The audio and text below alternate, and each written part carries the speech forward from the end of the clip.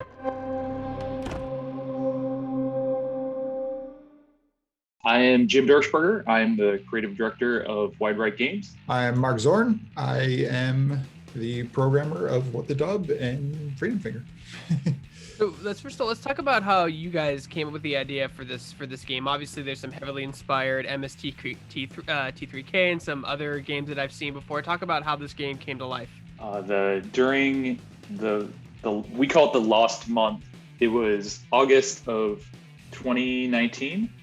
It was just before the launch of Freedom Finger on Switch and PC, and we were in the thick of it. We're in the weeds. We're just going through bug hunting, doing QA, basically getting everything ready for launch. And in those kind of like late hours of working, we were watching riff tracks on Twitch, like constantly on a loop. Mark, how many times did you see Cool as Ice? Oh, dude, 14 times in a week, because they just loop movies, right? So you're seeing the same things over and over again, and it's up for like 16 hours a day. So in that, you kind of riffs become a second language almost. And when we were coming out of the back end of it, Mark had this kind of brilliant idea of what if we could take this formula and make it a game. And he did. He turned it into a prototype very quickly.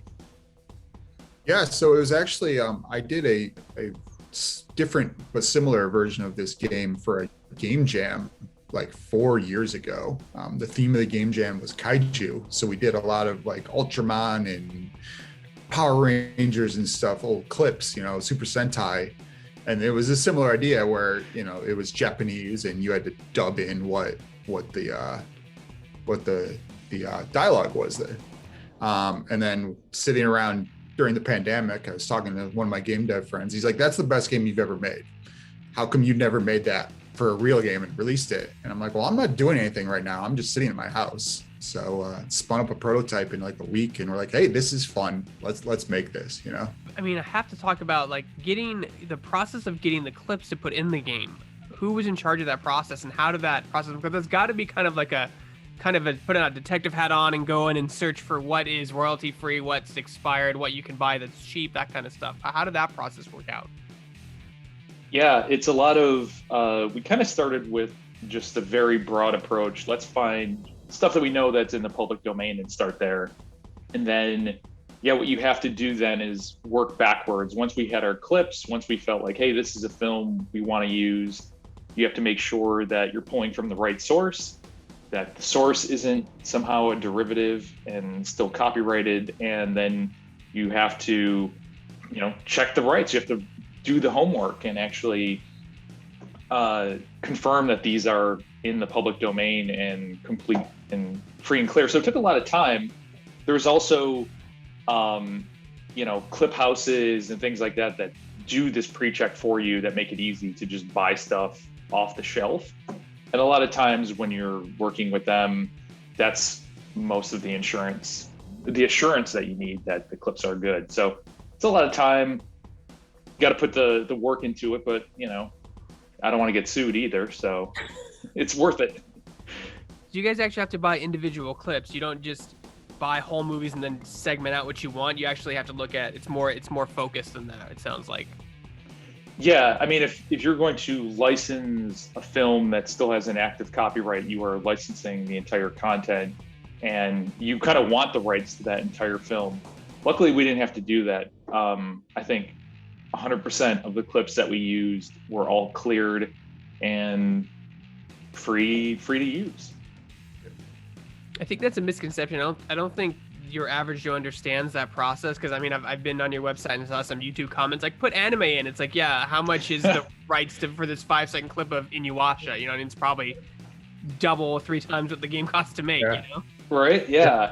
It's like, I would love to have The Godfather in there too, but I don't also have a truckload of money to drive up to the Paramount gates either. I have a TikTok where I make small videos of my game dev, and I made one like, what kind of genres should I put in the game? I was thinking like sci-fi, Western, and they're like Marvel, Star Wars, anime. I'm like, I cannot afford. A, Disney's probably not going to license that to me. B, if they could, I don't have that kind of money to license Marvel movies. So you're going to get 1950s sci-fi is what you're going to get. Yeah. It's kind of funny. Is there a reason that particular your game doesn't fall under parody rights? Because you guys are literally parodying the film with the dubbing concept. I think the problem with that, and again, like fair use, satire, parody, all those things are just, if we go ahead and let's say we use a Marvel clip and we try that, we say, hey, we think that we're transforming this clip into something new. It's a transformative adaptation or satire of the source clip.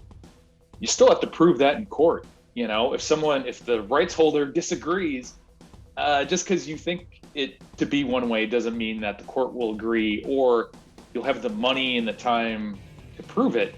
You know, a large corporation, sometimes just the cease and desist, as they know, is enough to scare any small company, and that's enough. So we wanted to make sure, you know, you have to do your homework, and while you may be in the right, you still have the right to prove it. You still have to prove it in court, and that's what I think makes it so difficult. That's your next game, right? Your next game will be, was it fair use? The court defending game. That's Copyright Simulator. It's just a lot of paperwork, and the game costs $10,000 every time you load it. At this point too, what media does Disney not own, right? And they are the reason copyright is even as long as it is. So they like their copyright, and I gotta imagine they'd be coming after us if we start to use, you know, right or wrong. They have much deeper pockets than I do, and they're gonna.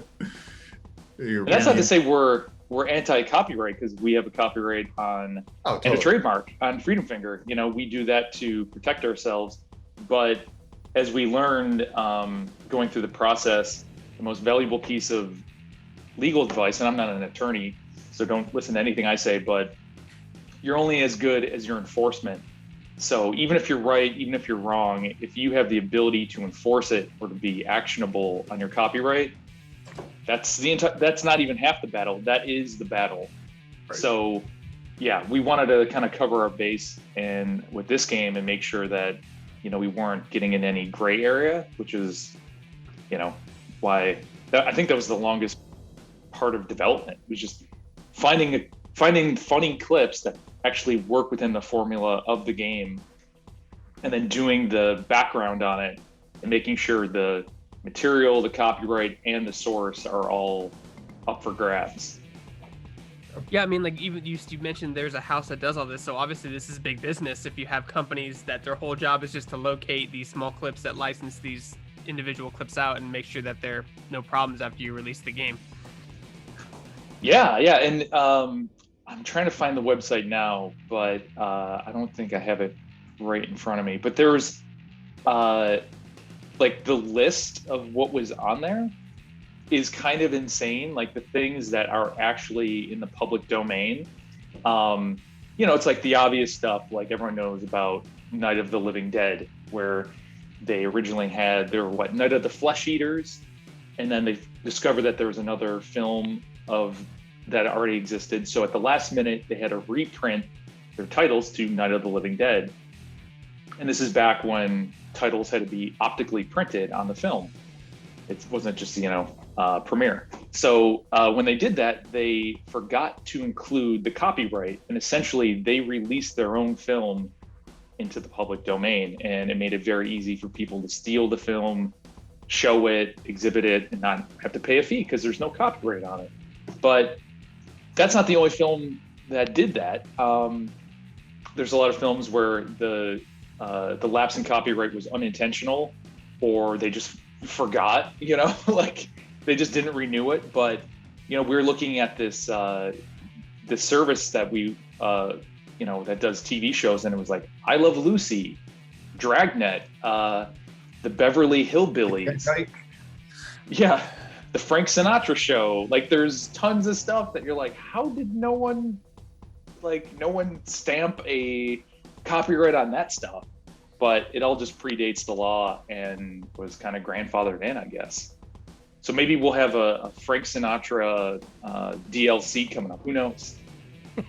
Yeah, because I noticed people were saying, I noticed in your trailer you had some clips from stuff even MST3K has done, and that's because, well, like you said, it was grandfathered in and didn't have to pay an absurd amount of money to use it. So yeah, and I think I was going through clips and finding movies and PSAs and stuff. I found a lot of the things that MST3K and Riff Tracks has done.